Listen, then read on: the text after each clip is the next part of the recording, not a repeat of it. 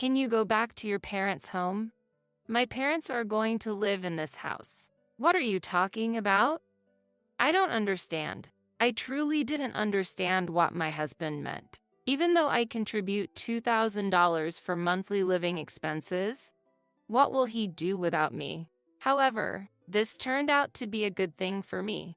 The next day, I quickly contacted a recycling company. If my husband was plotting something, I had my ways too. What do you think you're doing? Huh?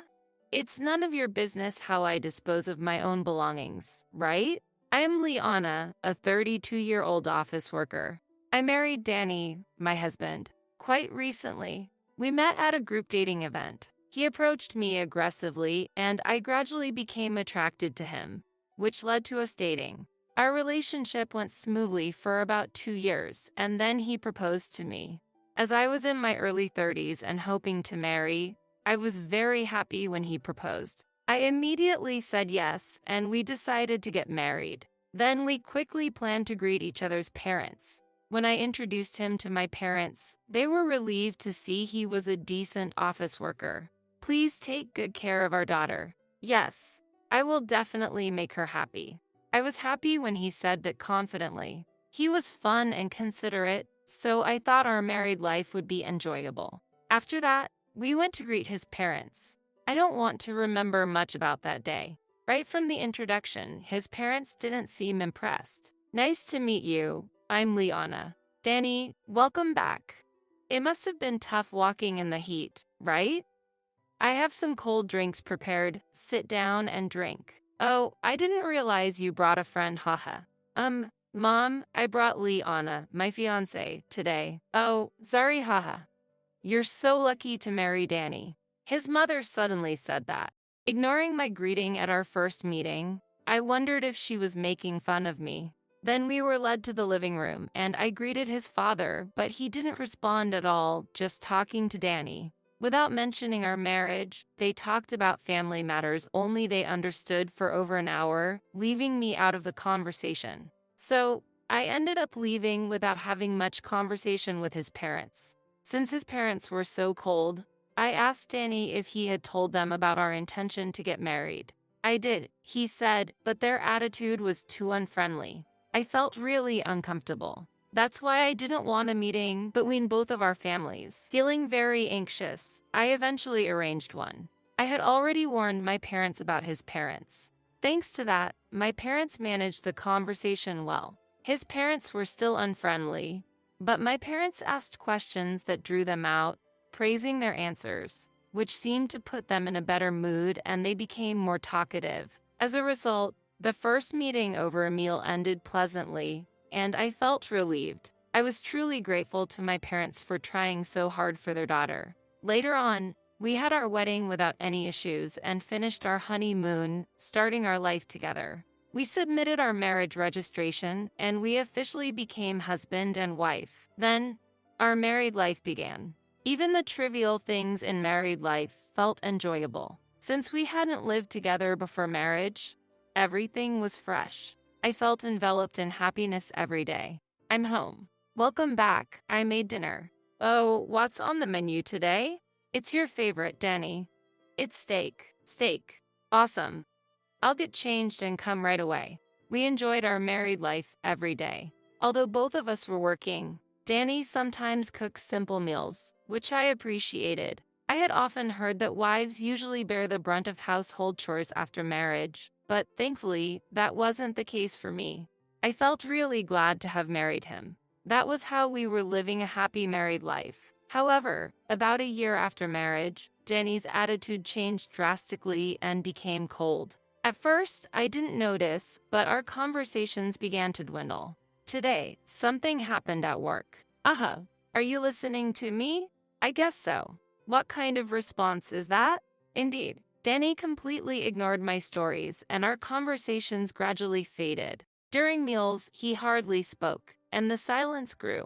Then, perhaps frustrated with this situation, Danny started working overtime more often and returned home considerably late. He also began to go out for drinks more often, coming home drunk. I couldn't understand why our relationship had suddenly deteriorated. Had I done something to upset Danny? Or had his feelings for me cooled off just after a year? Thus, my days were filled with anxiety and confusion. Danny was coming home late, and we hardly had any proper conversations. I wondered if our relationship would continue to deteriorate and lead to divorce. Amidst these thoughts, one day, he suddenly said to me, "Hey, how about we go out to eat somewhere today?" Eh? What happened all of a sudden? No, I was just thinking we haven't really had a good talk recently. Work has been busy, and I've been feeling down. Sorry for being cold. Danny apologized like that. It's okay. Well, I was quite worried, but I forgive you since you apologized. Thank you. I'll be more careful from now on. I was happy that Danny apologized. If things had remained in a bad state, we might have ended up divorcing. That day, we went to a restaurant and enjoyed delicious food and drinks. We had a great time talking about various things, just like before we were married. I thought we might be able to enjoy a happy married life like before. After that, Danny started valuing our time together, and it felt like we went back to our old days. He came home early, and our conversations during meals were enjoyable. So, I was completely reassured. In the midst of those days, Danny made a suggestion. There's a new apartment building coming up that seems convenient for commuting and has a lovely interior. How about moving there? He said that and showed me the brochure for the property. Indeed, it was a very nice place, as Danny described. At that time, we lived in the apartment I used to live in alone. The commute from the apartment was all right, and it was spacious enough for two. Our home appliances were relatively new, so we decided to start our married life in this apartment. However, now that it's been about a year and a half since we got married, it might be time to consider moving, especially if we plan to have a family in the future. The rent for the apartment Danny suggested is $1,400 per month. It's quite expensive, but if we each contribute $700 and save on groceries, we should be able to afford it. I agreed with Danny's proposal and hurried the contract procedures. A few months later, we moved into the completed apartment. It was spacious with many rooms, beautiful, and seemed very comfortable to live in. Danny really liked it and seemed satisfied. It was an extremely comfortable and pleasant place. Equipped with a complete kitchen, I could enjoy cooking every day. Danny and I were spending joyful time together in our new home. However, about a month later, something bothered me. "Hey Danny, about this month's rent, your part hasn't been deposited into our joint account, right?" Really? Oh, I thought I had transferred it. There's a deadline for payment, so please transfer it soon. Sorry, I thought I had already transferred it and ended up spending on other things. Can you cover this month for me? I'll pay it back soon, sorry. Please make it quick. I paid the full rent from my salary then. It was the first time I saw Danny not keeping such a promise, so I thought he would pay me back soon. However, after 2, then 3 weeks passed. Danny still hadn't paid me back, and it was already time for the next rent payment. "Hey, you haven't paid me back for last month's rent yet. Do I have to pay the full $1,400 this month?" That's unreasonable, but we agreed to split the rent each month. Well, we made a promise, but it's not easy, right? No, it's a promise, so don't make excuses and just keep it. I'm working hard every day, so don't be so harsh. Working hard? If he was working hard, he should cooperate in paying the rent for us as a couple. Then, can you set aside the rent from your salary in advance? All right. I wonder if he really understood. My trust in Danny dropped significantly. Besides, I was paying for all living expenses, including food and utilities. I was saving as much as possible. So even with rent, the total came to about $2,000, but it's hard to pay all that with just my salary. However, Danny never paid the rent again. It turned out he only paid for the first month after we moved. One day, something unforgivable happened. It was on my holiday when Danny was out for work, and I was cleaning the house. As I was vacuuming around the house, I found something in Danny's room. Did he have luxury brand clothes? Danny had bought luxury brand clothes without my knowledge, clothes he had never worn in front of me. So, I didn't even know he had bought them. But what upset me the most was that he bought such expensive items while not paying the rent or living expenses. As soon as Danny came home, I confronted him. Hey, what is this? It's my clothes. What's the problem? Why are you buying luxury brand clothes? Why not? I can buy whatever I want with my salary. Yes, you can. But you said we would share expenses like rent and groceries, and you haven't paid. When will you pay? I'll pay when I can. Isn't your priority wrong? If you can afford luxury clothes, then pay the rent. Danny retorted to my words. What's the problem? It's fine, isn't it? To me, these clothes are more important. Your salary is also part of our income, so you paying the entire rent is the same as us paying it together. I was amazed at how self-centered his statement was. It's not the same. I'm making an effort to save while you just buy whatever you want. Don't you care about our home? Danny and I had a big fight for the first time in a while. He stormed out of the house in rage. Maybe we both needed some time to cool down. After Danny left, I searched his room again. I found a receipt for a luxury brand bag for women in his desk drawer. The date was over a month ago. I had no memory of being given such a bag, and my birthday had passed 2 months before. At that time, we only enjoyed a meal at a slightly upscale restaurant. Moreover, I paid for it. I haven't received anything from Danny. I finally understood. Danny was probably giving gifts to another woman. That's why he didn't pay the rent and didn't contribute to living expenses. So, I hired a detective agency. About 3 days later, Danny returned home as if nothing had happened. However, I couldn't greet him as I used to. I didn't say welcome back or talk to him. Danny, sensing my anger, didn't try to start a conversation either. In my mind, I was thinking of ending our marriage depending on the results from the detective agency. About 2 weeks later, I received the results from the agency. As expected, Danny was having an affair.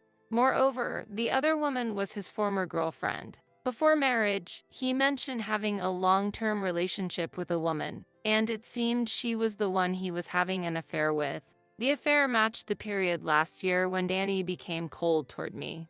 He had been cheating since then. I was filled with rage. The sudden kindness from Danny, who had been cold, was probably to make me bear all household expenses, allowing him to freely spend his salary, pretending our marriage was good.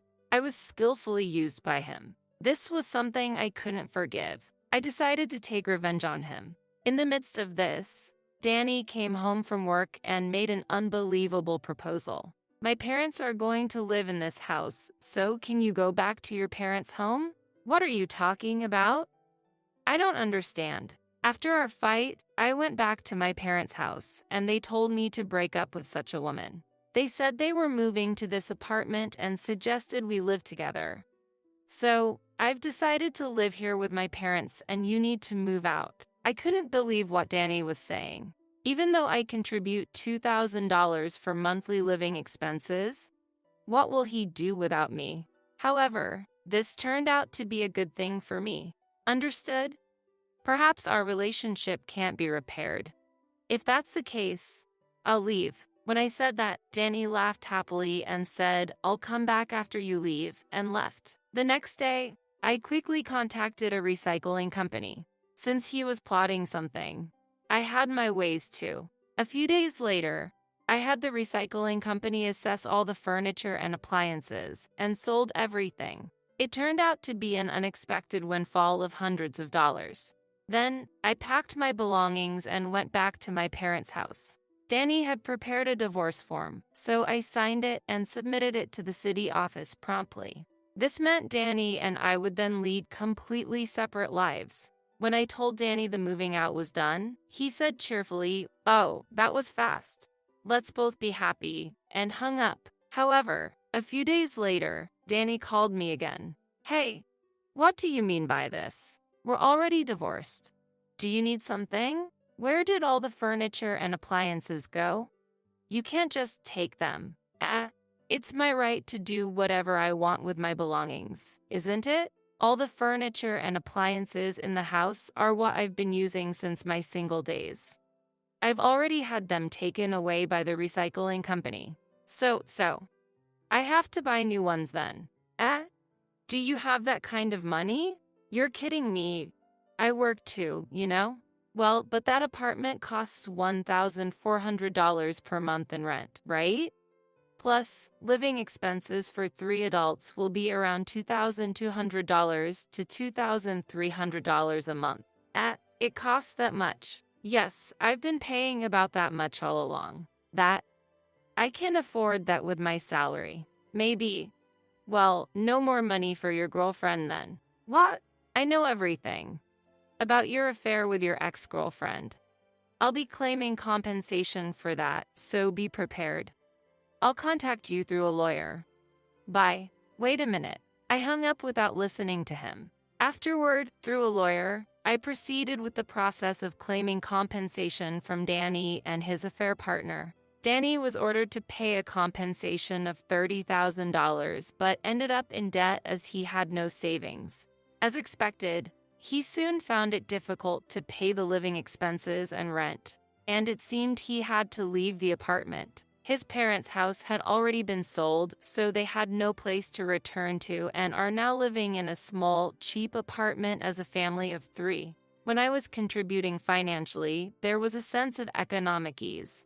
But after the divorce, Danny was left with nothing, and his relationship with his affair partner couldn't be maintained. As a result, it seems our relationship naturally came to an end. Danny begged me for reconciliation, crying, but I ignored everything and even blocked his calls. The compensation is to be paid in installments, and if the payments are delayed, his salary might be garnished, so it's unlikely he will miss any payments. Meanwhile, I plan to commute from my parents' house and start saving the money I couldn't save before. The marriage was a failure, but I take it as a lesson and intend to use this experience in my future life. Hey, where are you now? I'm at the office, working. His response was surprisingly calm, which caught me off guard. He's right next to me now. I can't believe he fooled me so easily. If he's going to play it that way, I'll have to come up with a plan. I'll use whatever means necessary to make him realize. My name is Jane. I'm 33 years old this year. I graduated from college and joined a major foreign company I had dreamed of for a long time. I had no complaints about my income, but my days were busy, and I often had to travel abroad. I feared that if this lifestyle continued, every day would be consumed by work. When I turned 29, I began to feel a sense of urgency and anxiety about the future, wanting a break from my daily routine. At that time, a friend suddenly invited me to a group date, and I thought it would be a perfect distraction. There, I met Kyle, who would later become my husband. He was the same age as me, 29, and at first glance seemed like an ordinary office worker living his daily life. While I had business trips and relocations, Kyle had no such duties, and his salary was indeed lower than mine. One day, as our relationship approached its first year and we began to seriously consider marriage, Kyle said to me with a slightly gloomy face, "Honestly, I'm worried if I can make you happy as things stand." "Why do you think that?" "When it comes to salary, I earn less than you, and I'm unsure if I can adequately support our family as a man." I took his hand and said, "I'm with you not because of your salary or status, but because I genuinely love you. That's all there is to it." A look of relief appeared on his anxious face. At that moment, I felt even more affection for him. I expressed the emotions swelling up inside me. "I need you, Kyle. It's you that I want, not anyone else." He looked surprised for a moment, then gently said, "Jane, thank you for saying that. I truly want to spend my life with you." A month later, he proposed to me. As autumn deepened, we got married in a chapel, surrounded by blessings from everyone. My life continued to be busy with work as before, but having him in my life made everything felt worth it. Fast forward 2 years from that special day. We spent our time peacefully and happily. Time flew, and thoughts about having children began to cross our minds. One evening after work, I returned home to find that Kyle, who usually waited for me, wasn't there. That's odd. Where's Kyle? I checked the living room, bedroom, and other rooms, but he was nowhere to be found. Returning to the entrance, I noticed his shoes were missing. I quickly checked my phone, but there were no messenger notifications or any particular calls. This was strange. Kyle usually got home before me. He would always let me know if something came up. I wondered, did something serious happen to him? Suppressing my anxiety, I picked up my phone to call him. After a few anxious seconds, I heard his nonchalant voice. Hey, what's up? Kyle, where are you? Are you okay? Huh? Oh, I'm fine. Did something happen? I came home and you weren't here. There were no messages, so I was worried something had happened. Oh, about that. Sorry, I'm actually working overtime today. Really? But you've hardly ever done that before, right? Feeling something was off, I pressed for more details. He hesitated briefly, then began to speak more quickly than usual. Well, I've been given a huge responsibility at work. If I do well, there might be talk of a promotion. So I'm working hard. Really? That's great news, Kyle. Thanks. But because of this, I might have to work overtime more frequently for a while. Sorry about that. I'm still working, so I'll talk to you later. Wait, you're hanging up already? He abruptly ended the call. I was initially irritated, but the news of a potential promotion truly made me happy. I hoped that this promotion might resolve the income concerns Kyle had been having at the back of his mind. While I wasn't particularly concerned about Kyle's income, I knew he was driven to succeed on his own terms. It looked certain that our future together would become even more enjoyable. Considering the prospect of having children, this promotion was indeed a blessing. From the day we had that conversation over the phone, it became truly rare for him to come home on time. On holidays, he would say, I need to go to work for a bit, and leave the house. The time we would spend together as a couple started to diminish day by day. When I came home from work, I hoped to see him relaxing in the living room, but the house was silent and he was nowhere to be found. Even on holidays, Kyle seemed busy, and we couldn't find time to relax together. I understood he was working hard and he mentioned there's a chance for a promotion, so I supported him. But to be honest, there were times I wanted to tell him, shouldn't we take some time for ourselves once in a while? But I couldn't, as I didn't want to pressure him. I immersed myself in my work to distract myself from the loneliness. I also had an opportunity to go on an overseas business trip at just the right time, so I dived into it wholeheartedly. However, our lives began to drift apart, and I started to feel, deep down, I wish we had more time together. Despite understanding the pressure he was under, I decided to share my feelings. Kyle, can you listen for a moment? When he came home, I approached him with a bit of nervousness. Now, I'm kind of tired. Oh, I see. His response wasn't what I expected, and I was unsure of how to react. But feeling that I needed to speak up, I tried again. Sorry, Kyle. I understand you're probably tired, but there's something I wanted to talk about today. All right. But can you be quick? I have to get up early tomorrow. But tomorrow is Saturday, right? Why do you have to be up early? Do you really need to talk about this now? The tone of his voice rose, and I was taken aback, just because I could see his face turning red with anger. It was the first time I saw him like this, and I was scared. Forget it. I'm going to bed, he said and went straight to the bedroom. I stood there, not knowing what to do. Kyle's reaction was truly shocking. He had never been so cold to me before. I always believed that even in busy times, we could communicate properly as a couple. I never imagined being yelled at for something so minor. Usually, we would discuss things calmly and solve them. But this time, he was different. To be honest, I was scared to confront him with my emotions. Soon after, I had an overseas business trip, and my fatigue from work was at its peak. On top of that, my train home was delayed. I was thinking about the bad timing, but I wanted to get home quickly. Maybe Kyle is already back home, I thought, so I hailed a taxi. Excuse me, please take me to this address. While in the taxi, I was too tired to check my phone. I was staring out of the window when, "Wait, stop here," I exclaimed. I squinted and looked again. There was no mistake. Walking there were Kyle and a woman I didn't recognize. That's Kyle, right? He said he was busy with work, right? So why is he here and with that woman? Questions swirled in my mind. Everything about our daily life, our married life, and his actions felt suspicious all of a sudden.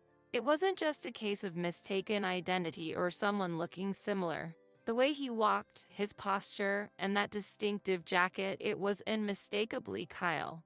What shocked me more was when they suddenly started kissing as if they weren't concerned about anyone watching. In my shock, I managed to take out my phone and record the scene, thinking it might serve as evidence. They continued walking, hands clasped, looking cheerful. I just stared blankly at their retreating figures. As I recorded, the taxi driver asked, "Are you okay?" Hearing his voice, I snapped back to reality and quickly stopped the recording. When I got home, as expected, there were no signs of Kyle. Amidst the turmoil of emotions, I decided to call him. After several rings, I finally heard his voice. "What is it? You're calling so much. I'm at work right now. Sorry, I just wanted to clarify something. I'm a bit busy right now." "What? Busy? Do you mean you're busy with another woman?" I mustered the courage to confront him. "What are you talking about?" He responded in a surprised yet stern tone. After a moment of silence, he spoke in an annoyed voice. "I can't believe you're doubting me. I'm staying at the office tonight." And with that, he suddenly hung up the phone. Kyle's behavior couldn't be described as anything but suspicious. Could he really be cheating? The mere thought felt surreal. Considering our future as a couple, it had become evident that we needed a deep conversation to truly understand each other's feelings. But given his recent behavior, finding the right moment seemed difficult. True to his words, he didn't come back home that night. The next day, he came home but didn't speak much, as if he was a different person. Amidst this, the 2-week overseas business trip I had scheduled arrived. On the morning of departure, while pondering what to say to Kyle, he surprisingly woke up early and started a somewhat awkward conversation. "Jane, it's going to be tough with your trip starting today, but do your best." Thanks, Kyle. Let's both be careful. Thinking about you being gone for 2 weeks makes me lonely.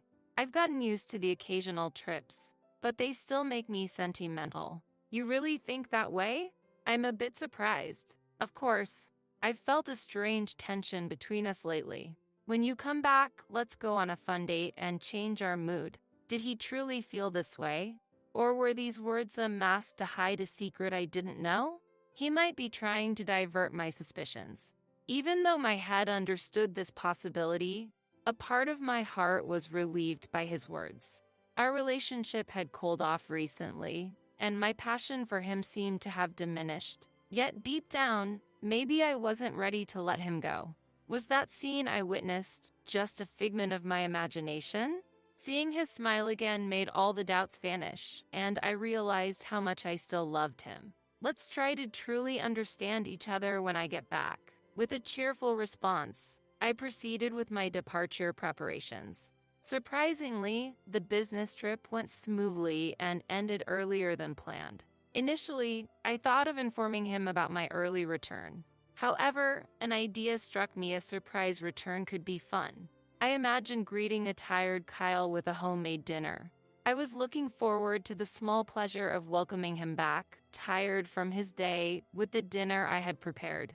Upon landing in the US, it felt like I had been away for longer than just a week. Standing in front of my house, I whispered to myself, "I'm finally back." But as I opened the door, something felt out of place. There, right in front of me, were unfamiliar pink high heels. Frozen in surprise, I heard Kyle's voice, along with a woman's giggly voice from the living room. "What?" Holding back my anxiety, I tiptoed down the corridor. Peeking into the living room, I saw that same woman I had seen before, laughing and sharing wine with Kyle. The woman, speaking in a playful tone, said, "Is it okay to stay here? What if someone finds out about us? It's fine. She won't be back for another 2 days. Haha. Really? Spending my birthday alone with you like this? I'm so lucky. I know, right? Haha. So, will you stay with me tonight? Oh, Kyle. Thank you for this present, too." The woman's name appeared to be Lisa. They seemed intoxicated, holding hands and laughing joyfully. My heart felt like it was tearing apart. How could this happen so easily in this house which I had worked so hard to obtain? Tears welled up, but I thought I shouldn't cry here and took a picture of the scene with my smartphone. While they seemed entirely relaxed, I quietly left the house and boarded the elevator. Inside the elevator, my heart raced. Torn between wanting to trust Kyle and the reality I had just witnessed, the memories of our good times together raced through my mind. I didn't want to believe it, but the reality before me couldn't be denied. Even in this situation, could I still maintain my relationship with him? Suppressing the tightening feeling in my chest, I decided to call him. When he answered the phone with a hello, I paused for a moment before speaking. "Hey, where are you right now?" He responded casually, "I told you, I'm at work. Is something wrong?" "Well, there's something that's bothering me. Is someone at our place right now?" He sounded puzzled as he murmured, "Huh?" I continued, slightly exasperated but wanting to address the situation. "I came back home early. As I approached the house, I heard voices inside. Wait, seriously? You mean you're standing outside our door right now?" "Yes, so I was thinking if I should go in and check." As I tried to gauge his response, what he said next was completely unexpected, and I was shocked. "What? Could it be a burglar?" "That's it, a burglar. Jane, stay away for now. It's dangerous." I was utterly disappointed at that moment. I couldn't believe he would try to deceive me with such a flimsy excuse like this. "First, go somewhere safe." Then the call abruptly ended. I impulsively called the police. "Excuse me, I believe there might be a burglar in my home. I can hear voices. Could you come quickly?" Shortly after, 2 police officers arrived at my home. I explained the situation and we entered the house together. When the house intercom rang and he appeared, he looked shocked. "Why are the police here? Was there some trouble? Are you a resident here?" "Yes, I am, but we received a report from the lady here saying someone had broken into the house." "What? A burglar? But there's nobody here." At that moment, I revealed myself from a corner, staring at his astonished face. "Why?" He looked completely bewildered. I apologized to the officers, saying, "Sorry, it was a misunderstanding," and sent them on their way. There was no sign of a woman inside the apartment. She probably slipped out while I was making the call. He looked slightly uneasy, seemingly trying to hide his infidelity. Kyle raised his voice. "Why did you suddenly call the police? Isn't that an overreaction?"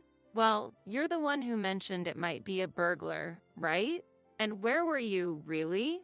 He looked troubled, clearly unsure of what to say. "Well, actually, I took out my smartphone and played the video I had recorded earlier. Do you see this?" His face went completely pale, and he seemed at a loss for words. "What is this? Can you explain?" I said with a slight smile. He seemed to be searching for words. "This I don't need excuses. Just tell me the truth." Although there was remorse in his eyes, he still couldn't muster the words to apologize to me. At this point, it doesn't matter. Even in a situation like this, you can't even apologize properly. How does it feel to be caught cheating? I'm sorry, Jane. What's the use of apologizing now? You know, just saying sorry won't fix everything, right? A mere apology won't heal this pain. Don't worry, I'll be sure to get compensation from you. Both you and that woman better take responsibility. With those words, my anger didn't subside and I threw him out of the house. After returning inside, I made sure to lock the door tightly. For a while, I could hear his voice and footsteps outside, but they eventually faded. Later on, I received a concerned call from his parents. Our son came home very distressed. What happened? When I calmly explained the situation, they were shocked and promised to cooperate regarding the compensation and divorce matters. They even prepared the divorce papers for me. The divorce went smoothly, and when I informed my in-laws, they told me they had decided to disown their son. I decided to claim damages from him and his affair partner and contacted my trusted lawyer. I learned that the woman he cheated with worked at the front desk of his company. And soon enough, the gossip spread throughout the office. Unable to handle the pressure, she ended up quitting her job. I heard that Kyle was still working there, facing cold stares and whispers almost daily. Surprisingly, I learned that the promotion he had been talking about all along was a lie. Thinking back, I might have been a bit too oblivious back then. But now, I feel like I'm on a new path. I plan to focus on my work and aim for a better future. There were many happy times in my marriage, but marriage isn't the only thing in life. I look forward to enjoying my future days, discovering